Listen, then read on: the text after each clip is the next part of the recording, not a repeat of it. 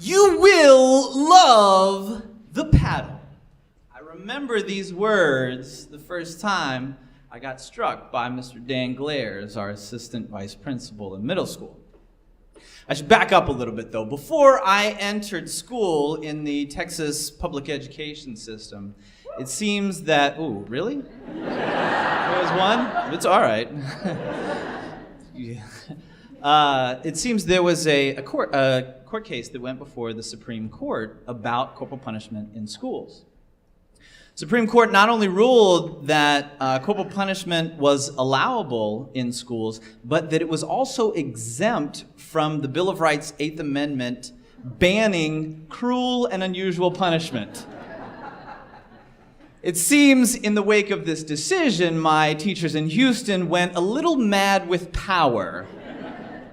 Some of the particularly egregious crimes that I committed, which resulted in my encounters with the paddle, included coming to school with an untucked shirt, insulting the Dallas Cowboys. Once, even Don Johnson was responsible for my bruise behind. You see, I came to the school dance in the same casual suit, fluorescent t-shirt, Vans shoes, and no socks that he wore on Miami Vice. I was pulled away from a beautiful girl named Mercedes at the school dance to receive a paddling for the crime of no socks in school. It's hard for me to articulate exactly why no socks in school is so offensive because it was explained to me with a wooden paddle. Corporal punishments in our school were either delivered as a very formal procedure by Assistant Principal Dan Glares. Mr. Glares had you place your hands on his desk, bend over, and he hit you with a sawed-off boat paddle that had holes drilled in it to cut down on wind resistance. He had an exterior window to the hallway in his office, and he would roll it open so that your friends could come and watch, to which you would perform as nonchalantly as you could, because as much as we all hated getting beat, we all sort of loved to see a kid cry, and you weren't going to give them the satisfaction. That's exactly what they look like, in fact. Or corporal punishments were delivered a little bit more informally by these teachers gone wild with power in their classrooms. Our gym teacher, Mr. Fernand, had a particular blend of corporal punishment. He would line us up in the gym. He'd put the wrestling mats out as if they were first, second, and third base, and you'd run among the bases, and he would throw the dodgeballs at you. Fernand was a great teacher, by the way. Knew every single boy in school by his first name, Numbnuts. You would run between the bases, and he would hit you with the dodgeball. You'd stay on the base and hit you with the dodgeball. There was no way to win this game. And it was the only game we ever played in gym class until my friend Abe and I realized that we were actually skinny enough in middle school that we could slide behind the bleachers in the gym class and just hide there until gym was over. Fernand was, of course, also one of these gym teachers that insisted that you shower after class, but there were never enough stalls for every boy, so he'd come in and grab two little naked boys and push them together under one stall, saying, "Get together, numbnuts! You just scrub each other, numbnuts!"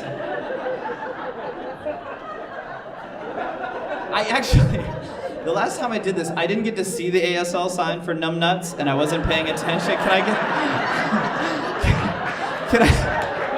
I've always regretted this. Can I get it one more time? Numbnuts?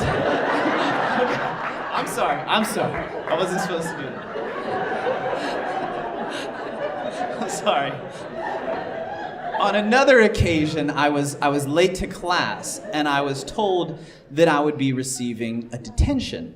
Now, I've never heard of a punishment that didn't involve me getting hit with something, so I immediately assumed detention must be made of metal. After a little asking around, my friend Abe tells me that no, detention just means you have to stay after school for a little while, and I am absolutely thrilled with the prospect. So after school, I realize I have no idea. I've never heard of detention. I don't know where it's being held. I'm running from cafeteria, gym, library, anywhere I can think of detention might be held, asking any adult along the way. They've never heard of detention either. So I go to the librarian, knowing that wherever detention is being held, I'm missing it, and the punishment for everything is a beating. I'm desperate to hold on to this victory of having achieved detention. I ask her, could she provide me with some sort of detention? And she says, all right, and tells me to copy the letter D section of the dictionary. So I do that. I bring it back to her and ask for a little documentation of my detention, knowing that surely the first thing the next morning, I'll be hauled into the principal's office for skipping detention. So first thing the next morning, there I am, explaining to the principal, oh, no, in fact, I did stay for detention. I think you'll find all my paperwork is in order here. Very sorry for the confusion. I think you'll... Detention, he says, is held at 5 o'clock in the morning. Now get your hands on the desk. Now wait a minute, I say. I just copied the letter D section of the dictionary, so I know that to detain means to stay after.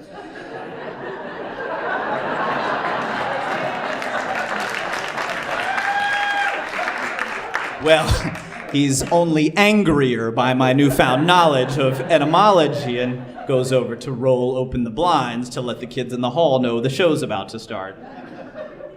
Okay, I tell him, look, I'll stay for tomorrow's 5 a.m. pre-tension.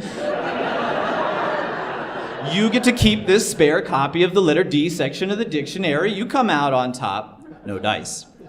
He lifts the sawed-off boat paddle from its mount on the wall. Well, I start to snap a little bit because, this was I had achieved this. I was desperate to hold on to it, so I start skirting around the room, trying to hide my butt up against the walls, which, of course, excites the kids out in the hallway an awful lot. A little swell of roar goes up out there, and someone shouts, "We got a crier!" So after some furious negotiating, and it just so happened that this was the very last day of school before the Christmas vacation. So he says, all right, I'll give you a Christmas present. And I think, oh, thank the baby Jesus, he's heard the logic in my argument. You can take your beating today, or you can take it the first day back from the Christmas break. You know what, first day back from Christmas break, thank you so much. Very charitable of you. I'm really sorry for having wasted your time. Very quickly moving towards the door. He goes out to the hallway and says to the secretary, put Jason down for a whipping first day back from Christmas break. But sir, she replies, Jason's family is moving to Virginia over the Christmas break. He's not coming back. Get back here, he shouted, and I ran through the hallways of the school out to the bike lock, leaping the 6-foot chain link fence, unlocking my bike, and shot putting it back over the 6-foot chain link fence, convinced he's on my heels all the way. As far as I know, to this day, my books and backpack are still in that locker. I didn't say goodbye to any of my friends. I don't even take a flight with a layover in Texas. I've never gone back.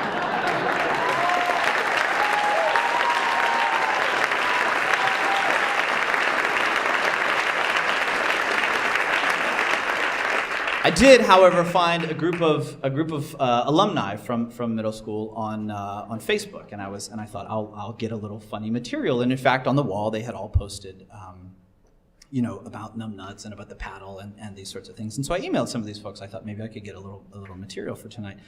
To the person, they said that they thought they deserved it, and that they think they should bring the paddle back in schools. And it was such an Orwellian tragedy because, in fact, in the end, it seemed they did love the paddle. That's my story, guys.